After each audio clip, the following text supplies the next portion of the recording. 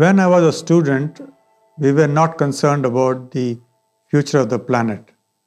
But today, a lot of young people are worried about the planet being under pressure. Why is this so?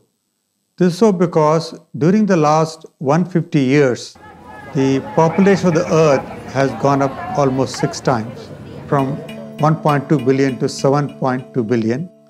And the population also now has more needs than before. All of us need vehicles, taxis, cars, and buses.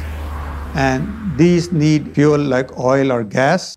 And we live in cities where we need electricity. And this electricity is produced in power plants which burn coal or oil.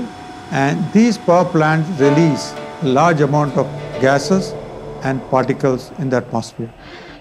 Now let's hear a question from one of the students about the consequence of release of gases and particles in the atmosphere. Professor, my name is Maria. I study in 4th standard. My question is, are all the glaciers in my country going to melt? The question was about the melting of glaciers. These glaciers are melting because the temperature of the earth is increasing. Now, why is it increasing? It's increasing because the amount of carbon dioxide on earth has increased from around 280 parts per million in 1850 to almost 400 parts per million today. Now, carbon dioxide is a gas which absorbs radiation emitted by the earth, and hence is called a greenhouse gas. And on account of this absorption of the heat emitted by the earth, the temperature of the earth increases substantially. And you see that in the last 100 years, the global mean temperature has increased by almost 0.8 degrees. And this increase leads to many consequences. Now let's hear a question from one of the students about air pollution. When I was crossing the road, suddenly an auto just crossed and so much of smoke came out of it and I started coughing. Even my friends in 5th standard, they had the inhalers and so is this all because of the pollution? Yeah, the student is right. The air pollution in our cities has gone up, as can be seen from this picture where you see a layer of haze near the ground in Bangalore. And these are caused by emissions from vehicles and power plants. In addition, we also have particles coming from construction, and these particles enter our lungs and cause serious lung problems like asthma. Today, large number of young people suffer from asthma and they need to use inhalers to ensure that they can lead a normal life.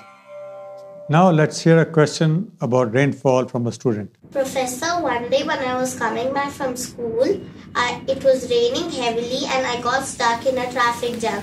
So my question to ask is, what is rainfall and why does it rain heavily sometimes? When the temperature of the earth increases, there is more water vapor in the atmosphere, and the higher amount of water vapor leads to higher rainfall. We have seen this in India in the last 5 years. In 2005 in Mumbai, 1,000 millimeters of rainfall occurred in one day and caused large disruption of life and destruction of property.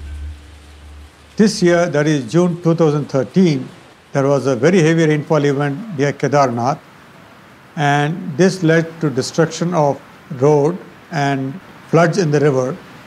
And finally, the heavy rainfall caused bursting of a glacier. The glacier burst led to a large wall of water and mud to hit the temple town of Kedarnath. We have clearly seen that our planet is under pressure because of the burning of coal, oil and gas. We can move away from this approach by looking for alternative energy sources such as solar, wind or hydropower. In the issue of Scientific American shown here, they have demonstrated that by year 2030, we can meet all our energy needs through renewable sources, and they will contribute to a sustainable future.